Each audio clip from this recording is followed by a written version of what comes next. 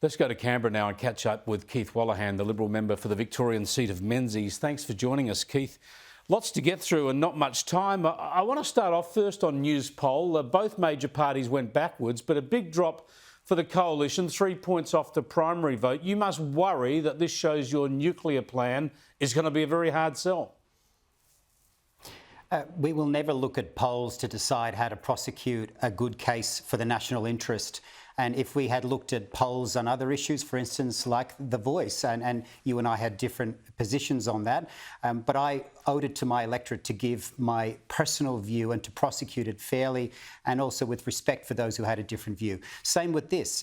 We will lean into this argument and present a vision for the energy future of Australia in 2050. I think that is a good thing for the nation. We've only just started the debate, but let's bring it on further. Yeah, I think it's early days and I think all the logic, all the facts stack up on your side. So we'll keep going on those facts. I've got some more on energy with another guest in just a moment. Just on cost of living, here's a little bit of what the Prime Minister had to say.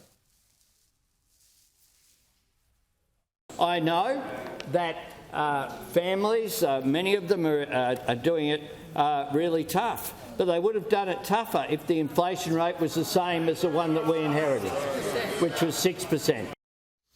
Yeah, it's tough, but it would have been worse. That's a hard argument to prosecute. But also it comes on a day when we see the new Governor-General sworn in. She's gone from a $500,000 salary her predecessor was on to $700,000. To me, this sends all the wrong message to voters and taxpayers about what governments are doing with our tax dollars and about the indulgence of the political class. But the coalition didn't oppose this. Why not oppose that indulgence? For good reason. It would be easy politics to come on any show and say how out of touch and terrible that is.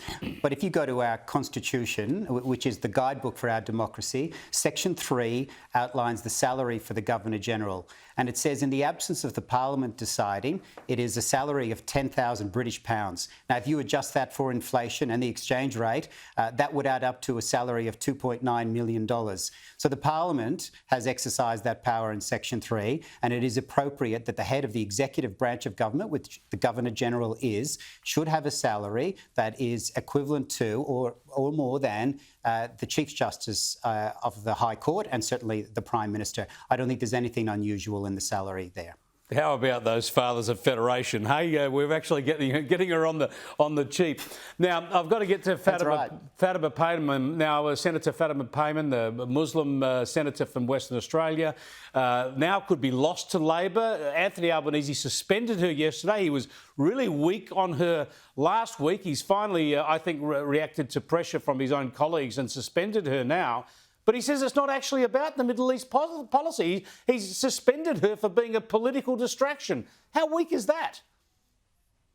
Well, his inside voice has come out loud. That was an extraordinary thing to admit, that his motive for doing this was that he was annoyed at the distraction from the talking points of the day. He should be making those decisions based on principle. But Chris, can I say this? It's an important point to make. I'm a veteran of the war in Afghanistan. I went 3 times. Fatima Payman is from Afghanistan and has served in our parliament. And we have, as a Liberal Party, an Afghanistan-born candidate in Bruce, Zahid Safi.